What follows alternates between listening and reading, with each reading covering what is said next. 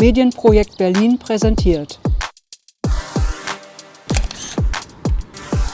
Echt dreist. Redet nicht mehr miteinander. Unteilbar steht auf eurem großen Spruchband. Man muss seine Rechte durchsetzen.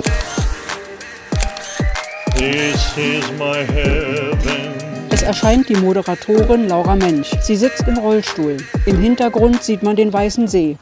Ich begrüße euch zur ersten Ausgabe des Videomagazins Das bin ich, gefördert durch die Aktion Mensch. Es erwarten euch 10 vielfältige Film-, Foto- und Musikbeiträge. Die erste Ausgabe des inklusiven Videomagazins Das bin ich. 10 Filme von Menschen mit und ohne Behinderungen. Stell dir vor, du hast eine Behinderung, du rufst bei deiner Krankenkasse an und keiner spricht mit dir. Das gibt's doch gar nicht, denkst du? Linus ist es passiert. Das Telefonat wurde plötzlich beendet. Und zwar 2-mal hintereinander. Wir haben die Szenen für euch nachgestellt und die Stimme des Beraters nachgesprochen. Was sagt der Vorsitzende des Berliner Behindertenverbands Dominik Peter dazu? Er nimmt Stellung.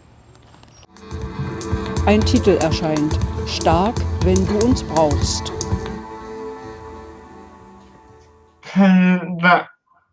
Echt dreist an der Autolinie.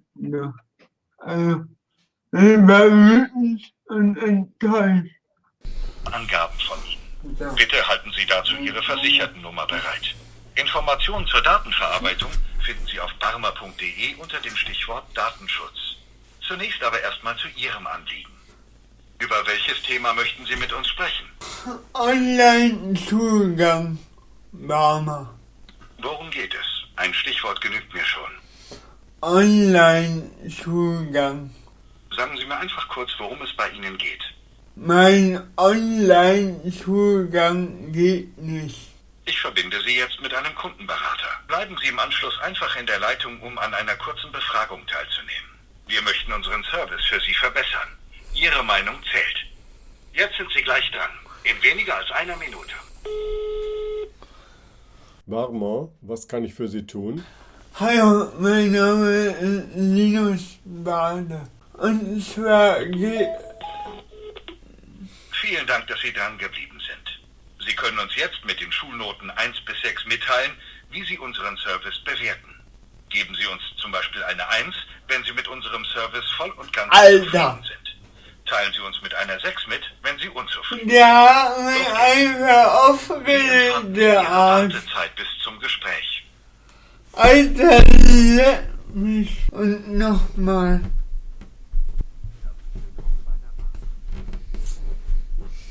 Schnell und sicher weiterhelfen zu können, brauchen wir im weiteren Gespräch ein paar Angaben von Ihnen. Bitte halten Sie dazu Ihre Versichertennummer bereit. Informationen zur Datenverarbeitung finden Sie auf barmer.de unter dem Stichwort Datenschutz. Zunächst aber erstmal zu Ihrem Anliegen. Über welches Thema möchten Sie mit uns sprechen? Online-Zugang, Barmer. Okay, es geht um die Familienversicherung, ja? Nein. Worum geht es denn dann?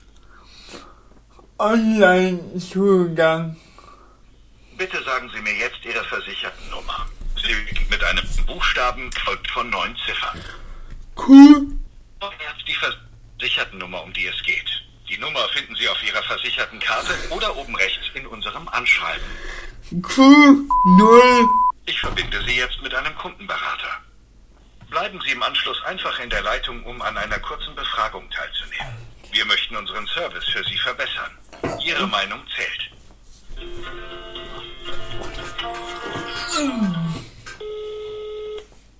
Barmer, was kann ich für Sie tun? Guten Tag, Sie haben mich einfach auf...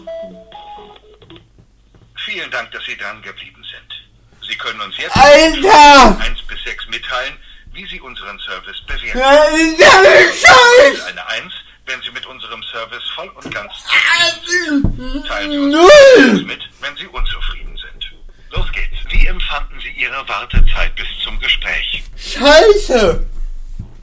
6. Bitte verwenden Sie die Schulnoten 1 bis 6, um zu bewerten, wie Sie die Wartezeit empfunden haben. 6. Die Beratung war freundlich. Nein. Welche Schulnote würden Sie als Gesamtwertung für das Gespräch vergeben? 6. Verwenden Sie bitte die Noten 1 bis 6, um uns mitzuteilen, wie Sie das Beratungsgespräch insgesamt bewerten. 6. Konnte Ihr Anliegen vollständig gelöst werden? Nein. Einfach mit Ja oder Nein. Nein. Wurden Sie über weitere Leistungen und Services der Barmer informiert? Nein. Wie wahrscheinlich ist es, dass Sie die Barmer einem Freund oder Kollegen weiterempfehlen? Bitte nennen Sie einen Wert zwischen 0, sehr unwahrscheinlich, und 10, sehr wahrscheinlich. 1. 1. Vielen Dank, dass Sie sich Zeit genommen haben. Bitteschön. Alter. Ich bin natürlich enttäuscht und entsetzt und hatte, also ich habe es mir selber 4, 5 Mal angehört, weil ich das nicht geglaubt habe.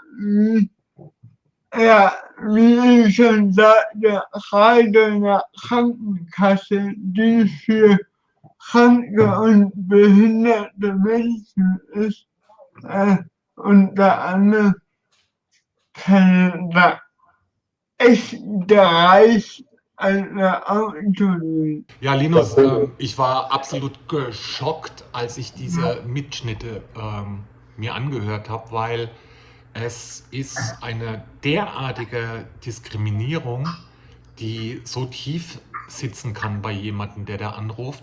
Das kann man sich, glaube ich, als Außenstehender kaum vorstellen. Und vor allem kann man sich kaum vorstellen, dass das in der Bundesrepublik im Jahr 2021 passiert.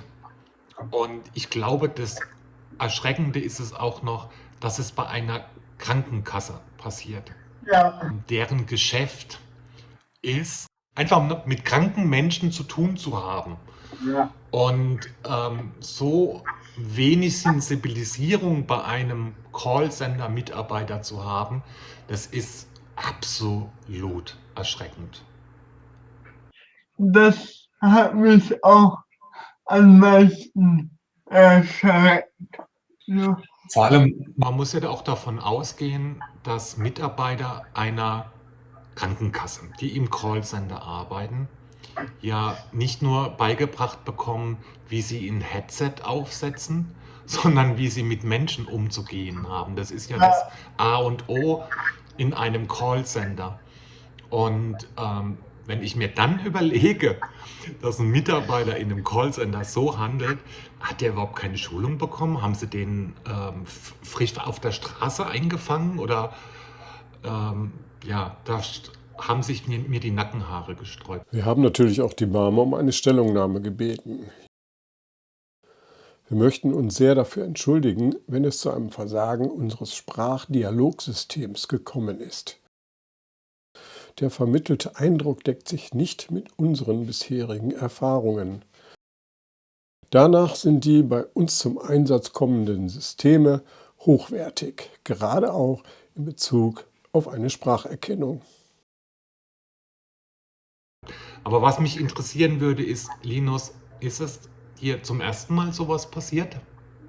Also beim Telefonieren eigentlich, dass er direkt auflegt zum ersten Mal.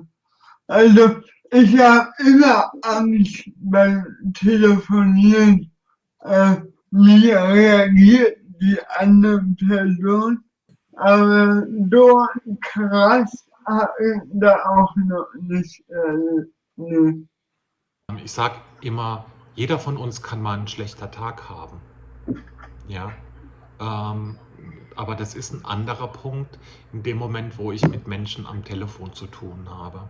Man hätte ja sagen können, ich verstehe sie nicht so gut, tut mir leid oder so. Genau das hast du richtig erkannt, das hätte der Sachbearbeiter oder der Callcenter-Mitarbeiter auf alle Fälle machen müssen.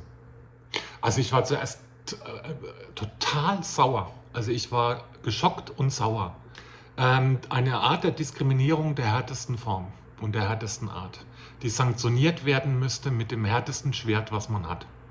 Weil es ist auf keine Art und Weise in irgendeiner Form tolerabel. Gerade in Zeiten von Corona, wo man nicht schnell mal zur Barmer in die Geschäftsstelle gehen kann, um seine Probleme zu lösen. Ich überlege ja immer schon, muss ich da anrufen oder kann das nicht irgendeiner für mich machen? Weil ich schon immer Angst habe, okay, wie reagieren Leute auf mein Dasein? So. Gerade wenn man mich nicht kennt und mich noch nie gesehen hat, äh, hatte ich schon immer ein unsicheres Gefühl. So. Diese Erfahrung wird mich jetzt nicht abhalten, das wieder zu tun, weil dafür bin ich da und das Selbstbewusstsein habe ich mittlerweile. Aber ich hatte auch Phasen in meinem Leben, bis ich 15 war, da konnte mich nur ein Mensch sagen, ey, das macht man nicht. Und ich war total fassungslos, weil ich überhaupt kein Selbstbewusstsein hatte. Und wenn dieses Gespräch zu dieser Phase gewesen wäre, hätte mich das monatelang, jahrelang mitgenommen. Und wer weiß, wenn ich das nächste Mal telefoniert hätte noch. Das heißt, du hast ja eh schon deine Hemmschwelle, die du überwinden musst, dort anzurufen. Und wenn dann sowas noch passiert, dann tut es natürlich sein Übriges und erhöht die Hemmschwelle. Und so geht es vielen jungen Menschen mit Behinderung, die gerade realisieren, wohin mit meinem Leben, ich kann das nicht und ich bin ein Opfer und so. Das ist eine ganz normale Phase und so eine Erfahrung in dieser Phase zu kriegen, ist für manche lebensprägend. Bei Krankenkassen muss es halt auch eine Hotline geben, wo man als behinderter Mensch drangenommen wird. Ich habe noch ein drittes Mal angerufen. Ich habe direkt nach Absicht meiner Assistenz gebeten, das Telefonat zu führen. So. Weil in dem Moment einfach fertig war und irgendwie kein Bock hatte, das nochmal zu erleben. Da ging eine andere Person ran. Ich habe dann irgendwann übernommen und als sie sagte, er kann uns selber reden, sie müssen nur zuhören. Und dann meinte sie, ja, kein Problem, wir gucken mal. Also so eine Leute gibt's auch. Und diese Person, die hat mir super geholfen. Ich habe ihr alles, was ich wollte. Und ich habe nochmal gefragt, was das soll. Warum ein Mitarbeiter mir einfach auflegt. Sie hat gesagt, dass ja momentan die Sprachleitung ein bisschen gestört ist wegen der vielen Anrufe. Ich sehe das als zielgerechte Ausrede. In solchen Callcentern sollten Menschen mit einer Behinderung arbeiten. Wieso nicht auch eine Hotline einzurichten für Menschen mit Behinderung? Ich glaube, wir sind in der Behindertenbewegung nicht mutig genug, mehr zu fordern. Das sollte selbstverständlich sein. Jeder sollte sich die Zeit nehmen und kein Problem damit haben, wenn einer nicht so gut reden kann. Gerade bei Krankenkassen noch. Nun zeigen wir euch einen kleinen Trickfilm. Viele verschiedene Tiere versammeln sich und demonstrieren für ihre Rechte. Titel des Films: Fight for your rights. Kämpf um deine Rechte. Die Bühne, ein auf der Seite liegender Karton. Es liegen getrocknete Blüten und Blätter, Fossilien und Steine auf dem Boden. Von der Decke schaukelt ein handgeschnitztes Faultier, auf dem ein Arm fehlt. 3 Cocktailspieße aus Holz, 2 davon sind Papageien, einer ein Fisch. Es tauchen Tierfiguren und stilisierte Menschen auf. Sie kommen von hinten und von der Seite auf die Bühne und marschieren nach vorne aus der Bühne heraus. Eine Elefantenherde, Schafe, ein Holzpferd, dem ein Bein und ein Schwanz fehlt, werden gezeigt. Die Bühne ist voller Tiere und Menschen und Blumen. Sie tragen einen Regenbogenbanner, auf dem steht: We fight for complete rights. Wir kämpfen für vollständige Rechte. Adrian bekam jahrelang vom Jobcenter nur Jobs in Werkstätten für Menschen mit Behinderung. Doch das wollte er nicht mehr. Er hat eine Tätigkeit auf dem ersten Arbeitsmarkt gefunden. Adrian hat's geschafft. Yvonne und Uli haben mit ihm darüber gesprochen. Adrian hat's geschafft.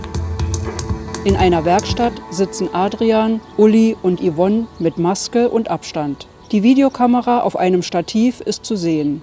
Yvonne fragt Adrian: Bist du in einer Werkstatt oder wo arbeitest du denn jetzt? Ich bin jetzt bei der Berliner Stadtmission auf dem ersten Arbeitsmarkt und ich war in 10 Werkstätten oder so, also in allen Werkstätten, was es in Berlin jetzt gibt, war ich in allen. Ja, und ich habe einfach jahrelang dafür gekämpft, halt rauszukommen und habe es jetzt auch geschafft durch meinen ehemaligen Betreuer. Ja, das ist so eine Organisation. Bin ich da jetzt rausgekommen. Und warum wolltest du unbedingt raus? Erstens, Fahrweg 2 Stunden hin, 2 Stunden zurück, schon mal 4 Stunden. Arbeitszeit war von 7:15 Uhr bis 15:45 Uhr, also bis kurz vor 16 Uhr. So, und dann war ich um 18, 19 Uhr erst zu Hause und den ganzen Tag schon wieder vergessen. Und dann konnte ich halt noch nicht mal meine Aufgaben wirklich machen, weil von der Zeit schafft man es nicht. Ich musste von Spandau bis nach Marzahn fahren. Und deswegen habe ich gedacht, ne, Feierabend. Und das dann nach 1,5 Jahren oder so. Und ich hatte keinen Bock mehr. Und was machst du jetzt? Kleidercontainer. Leer ich mit einem Arbeitskollegen, also Spenden für Obdachlose, lernen wir die Kleidercontainer und Wohnungsauflösungen von Leute, die halt, glaube ich, verstorben sind oder in Altersheim gekommen sind. Und das war's dann. Wie lange arbeitest du jetzt? Tagsüber arbeite ich meistens schon so 10 bis 11 Stunden oder so länger, als wie ich eigentlich bezahlt werde. Ich werde nur 25 Stunden bezahlt, also für die ganze Woche. Aber ich arbeite natürlich drüber, weil wir es ja nicht schaffen. Zeitlich also, aber sonst. Nicht als Überstunde dann bezahlt? Nee, es wird mir als freien Tag mal oder sonst was oder irgendwie so als Ausgleich, aber das ist ja auch kein richtiger Ausgleich eigentlich, aber was soll ich machen? Die Arbeit liegen lassen, sagen ja, die Arbeitszeit ist rum und dann, das geht ja auch nicht.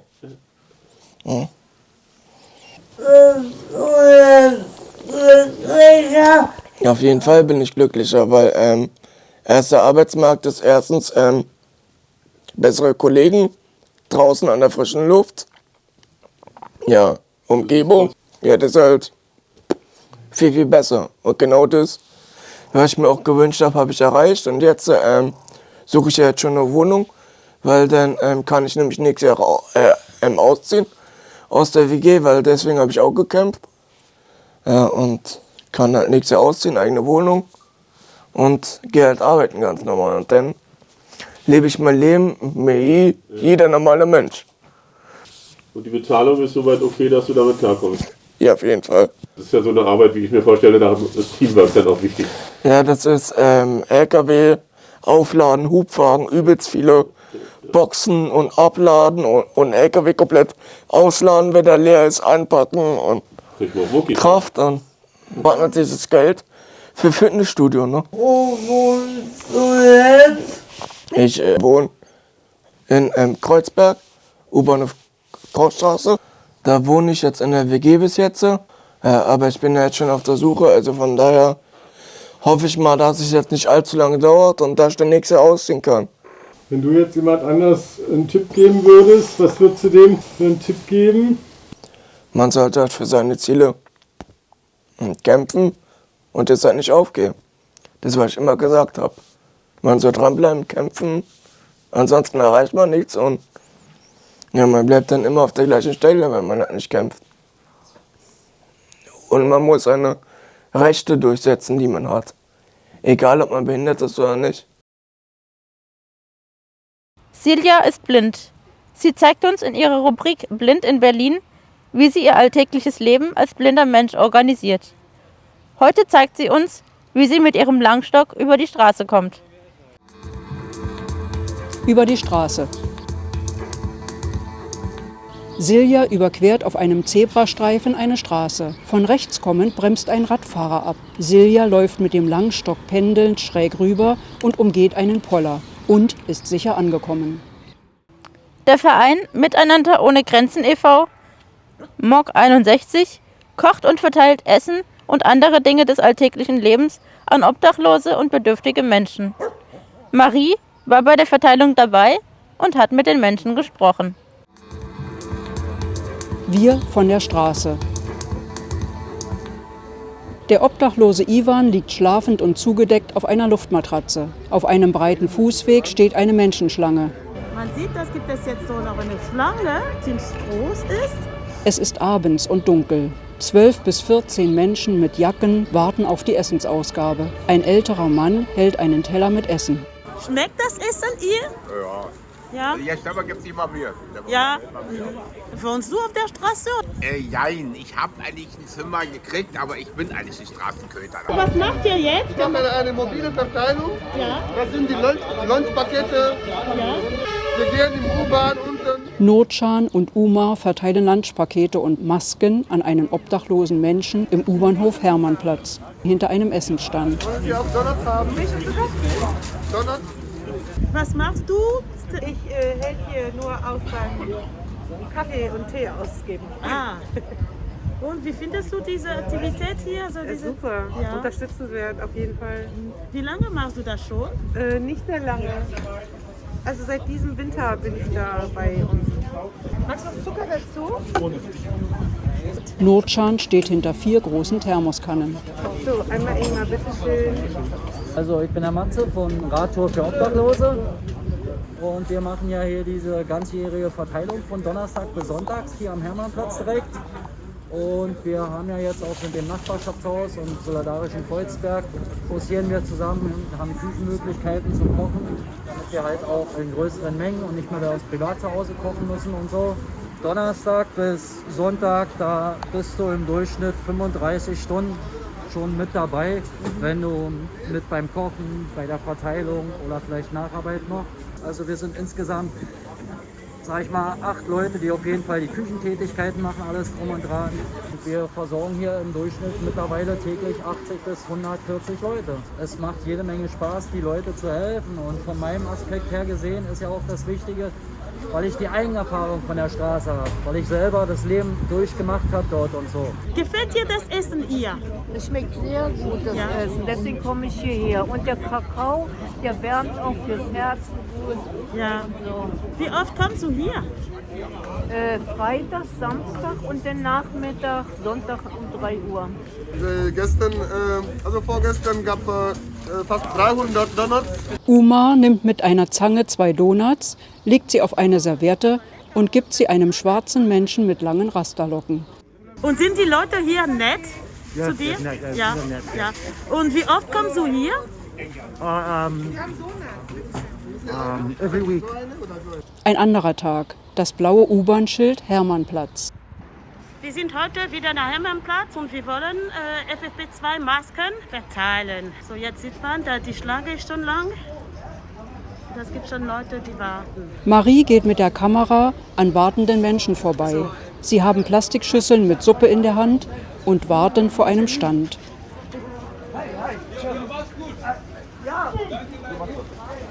Marie hat eine eingepackte Decke in der Hand. Sie gibt sie dem obdachlosen Peter. Eine Decke, das ist eine Decke? Schön. Ich bedanke mich recht herzlich. Ja, kann ich dir eine FFP2-Maske auch dazu geben? Gerne, gerne. Dann gibt sie ihm eine FFP2-Maske. Wohnst du auf der Straße oder hast du eine Wohnung? Ich habe jetzt gerade eine Unterkunft im Wohnheim bekommen. Zum Glück, also. Kommst du öfter hier, um zu essen? Ja, doch, ja. Gefällt dir das Essen? Ja, auf jeden Fall super. Okay.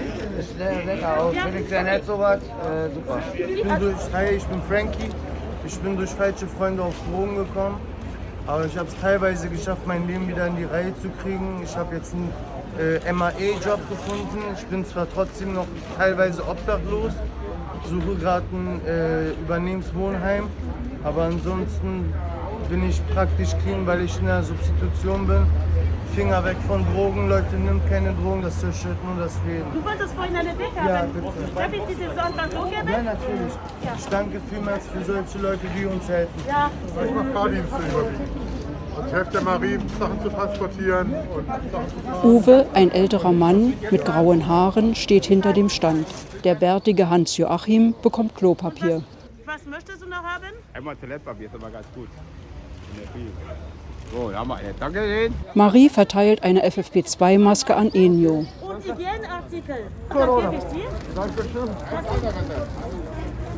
Und dann gebe ich dir dann auch das hier. Das ist eine Decke. Ja, bitte verkauft. Okay, danke. Er bekommt auch eine Zahnbürste mit Zahnpasta. Genau, eine sehr schöne Tasche. Ja. Eine Lochtasche. Und dann kannst du deine Sachen rein. Danke schön. Ich lebe noch auf Kreuz. Und jetzt keine Arbeit. Ich bin Bulgarisch, ja. Wie lange lebst du in Deutschland? 14 Jahre. 14 Jahre? 14 Jahre, ja. Und bist du auf der Straße? Aber ich nicht, aber ich lebe auf Straße. Was machen wir heute? Wir verteilen zusätzlich zu dem Essen noch Sachen, die wir noch in unserem Fundus haben, angefangen von Zahnbürsten, Toilettenpapier, ein paar Handseifen haben wir noch, Desinfektionsmittel, wer mag. Es gibt noch warme Decken. Ja. Und ein paar Sachen für Frauen, genau die es nötig haben. Das ist unsere Mission heute. Ja. Und ihr habt FFP2-Maske. Martina gibt eine neue Decke an eine ältere Frau mit roten Haaren und einer Maske. Ja, ja. Sehr schwer, ne? Vielen lieben Dank. Sehr gerne. Danke. Und sie wollte auch so Zahnbürste, Zahnpasta. Willst du noch eine Zahnbürste, eine Zahnpasta mitnehmen? Ja, bitte. Ich bin Petra, bin 60 Jahre alt.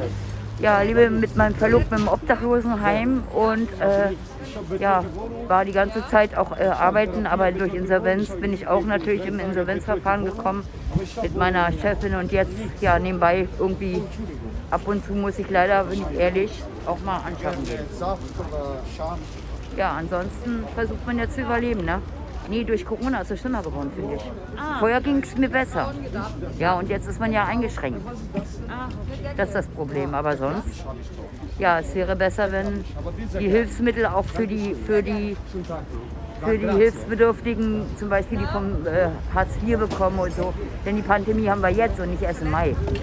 Ja, bin ich ganz ehrlich. Also muss ich ganz ehrlich, die Politiker müssen vielleicht ein bisschen mehr für ihre Bürger tun, um ganz ehrlich zu sein.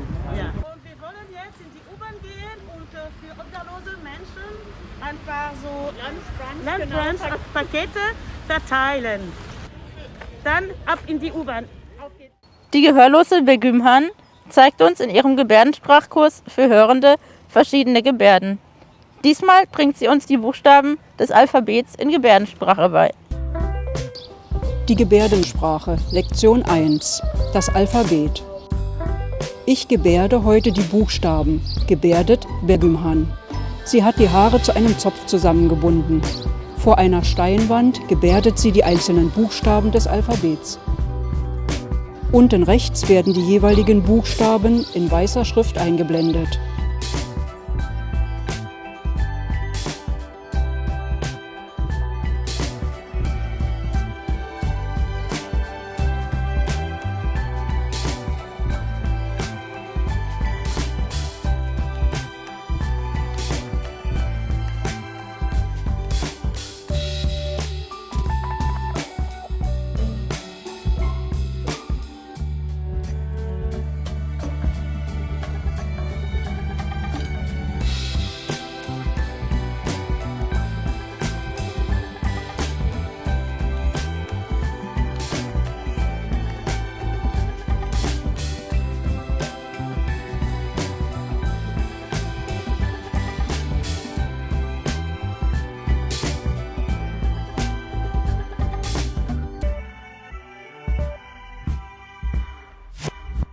Am Ende wünscht sie uns viel Spaß beim Lernen.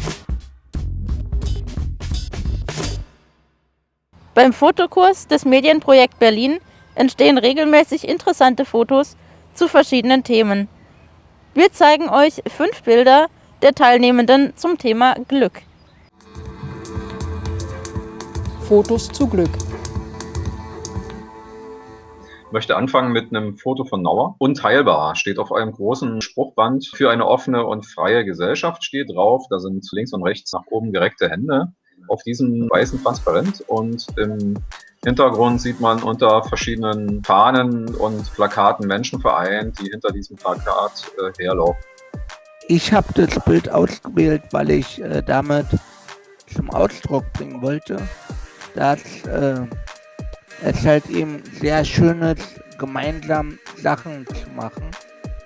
Und das bedeutet letztendlich auch Glück für mich, dass wir zusammen an einen Strang ziehen und somit die Welt vielleicht ein bisschen besser machen. Dann haben wir das nächste Bild von Renate. Im Vordergrund ist so ein Schwan, der nach unten schaut, so eine Keramik, die bepflanzt ist, so ein Pflanztopf mit Primeln. Und dann links daneben ist ein Stein mit 3 Vögeln, auch so eine Keramik. Und dahinter steht auch ein Pflanztopf mit Nelken, würde ich sagen, so in rosa und in weiß. Und da drin stecken dann so eine Solarlampen. Sieht dann noch die Bepflanzung an dem metallenen Gitter, sind auch nochmal Primeln. Frühjahrsblumen. Mein Freund macht das immer. Ich habe da keine Ahnung von. Ja, dann macht er die Blumen immer alle fertig. Wir haben eine Fotografie von Uli. Ein junger Vater mit einem ganz, ganz jungen Kind, ein Baby auf dem Bauch, mit einer Decke bedeckt, in so Sepia-Tönen glücklich da liegend. Das ist eine ganz entspannte Situation wohl gerade. Und beide sind so mit so einer wollenen Decke bedeckt. Das ist mein bester Freund, der Engelbert, und sein Sohn, der im Jahre 1980 geboren wurde. Der heißt Jonas und wie der Zufall es will, lebt er jetzt in Berlin und ist ein Fotograf geworden. Das nächste Bild ist von Katrin. Katrin hat ihre Wohnung fotografiert. Man sieht im Hintergrund ein Regal mit Büchern und DVDs und einer Uhr in der Mitte. Links sieht man eine Puppe und eine kleine Figur, rechts eine Pflanze. Dann sind da CDs, Bilder im Bilderrahmen, Fotografien und 2 bequeme Sessel davor. Ich finde, Assistenz ist eine gute Sache für Behinderte und ja, ich finde es immer super dass ich in meiner eigenen Wohnung leben kann.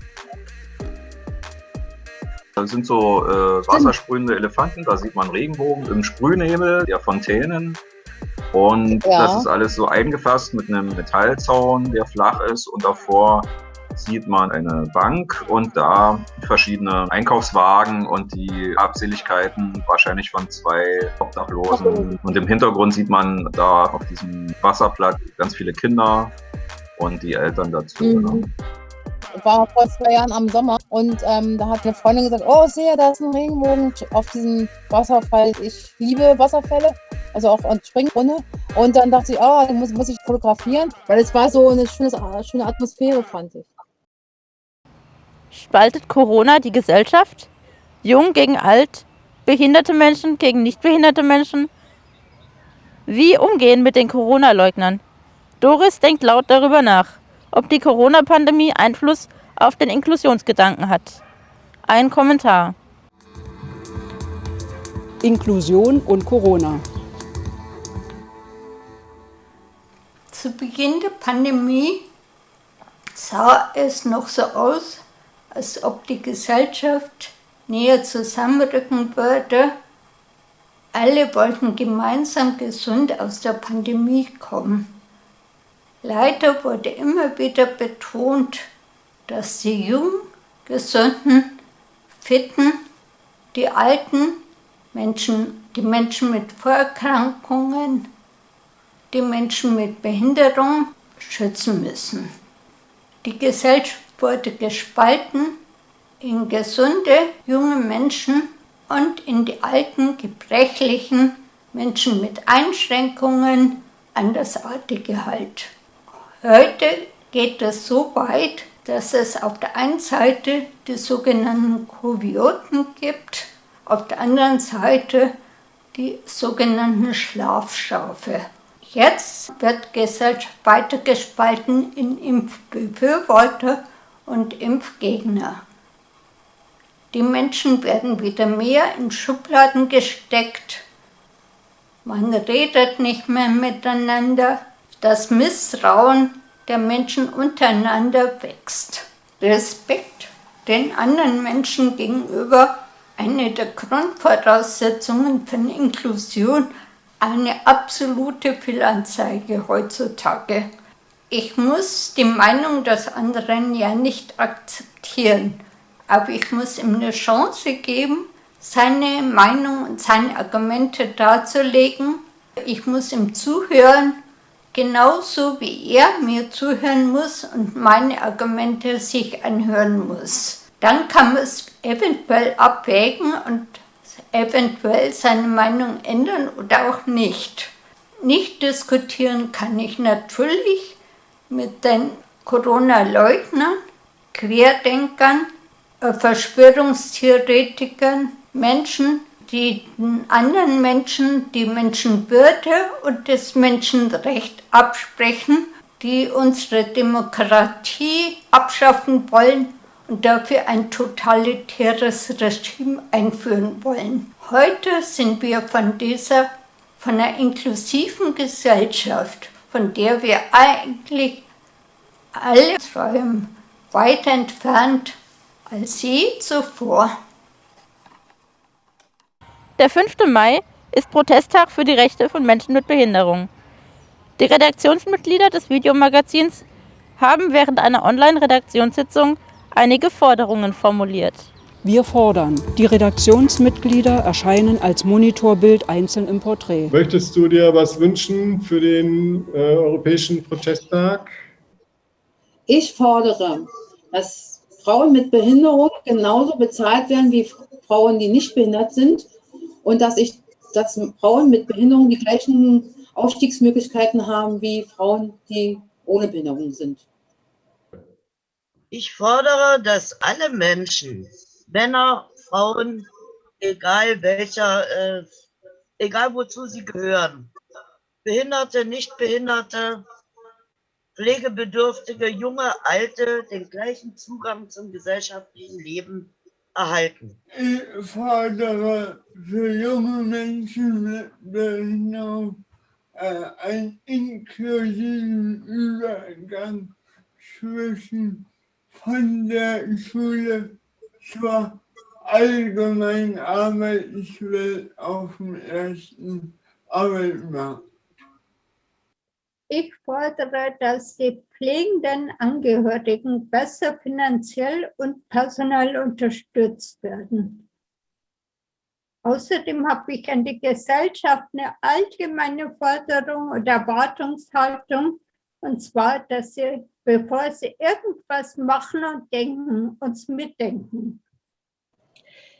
Ich fordere automatisches Bleiberecht und beste medizinische und soziale Versorgung, Wohnraum, Bildung, Teilhabe für alle chronisch Kranken, Traumatisierten und Behinderten, egal wo sie gerade herkommen und unabhängig davon, wie lange sie in Europa sind. Ich fordere die komplette Gleichbehandlung Nichtbehinderter mit Behinderten und auch die volle Gleichberechtigung.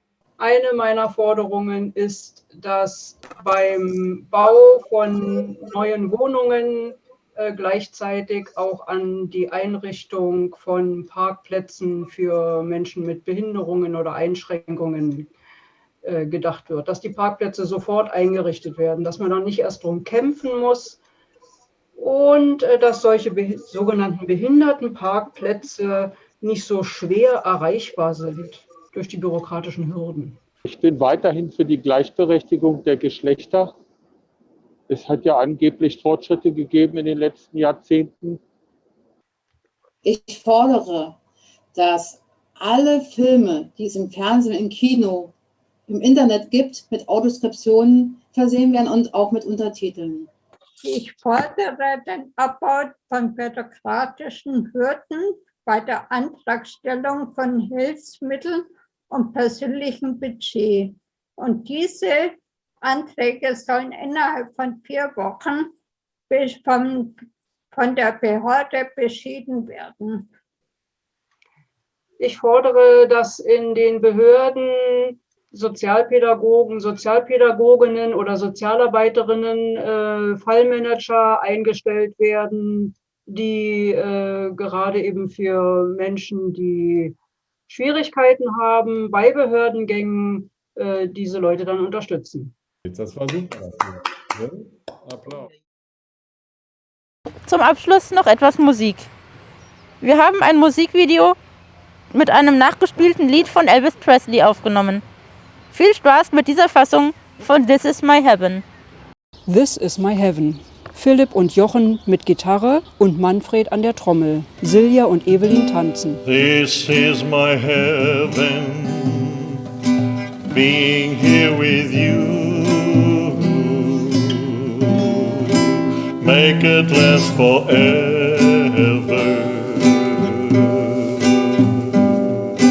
This is my heaven, it's a dream come true. Make it last forever.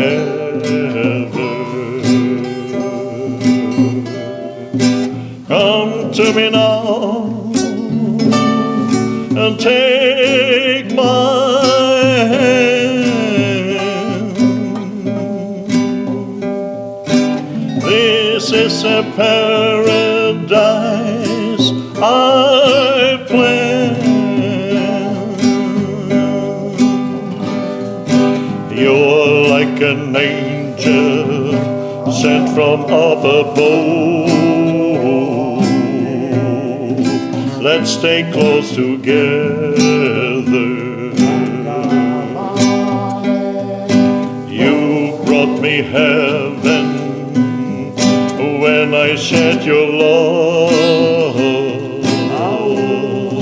Make it last forever.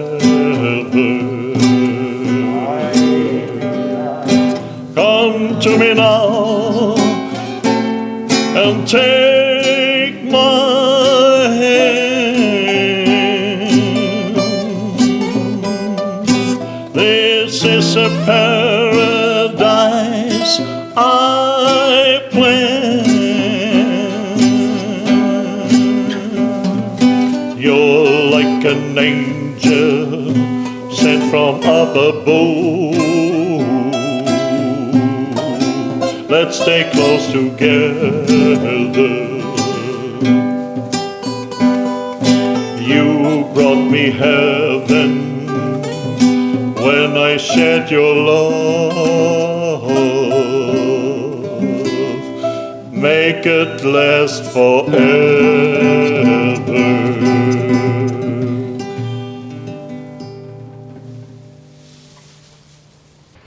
Das war die erste Ausgabe des Videomagazins Das bin ich. Wir hoffen, sie hat euch gefallen. Wenn du Lust hast, selber einen Film zu einem Thema zu drehen, melde dich beim Medienprojekt Berlin. Dort bekommst du Tipps und Hilfe. Tschüss und bis zur nächsten Ausgabe von Das bin ich. Der Abspann läuft. Die Filmemacherinnen und ihre Filme. Stark, wenn du uns brauchst, von Linus Bade. Vielen Dank an Dominik Peter vom Berliner Behindertenverband. Fight for Your Rights von Gila Stromer. Adrian hat's geschafft von Adrian Sinani, Yvonne Köpnick, Ulrich Behrens. Über die Straße von Silja und Guido Korn.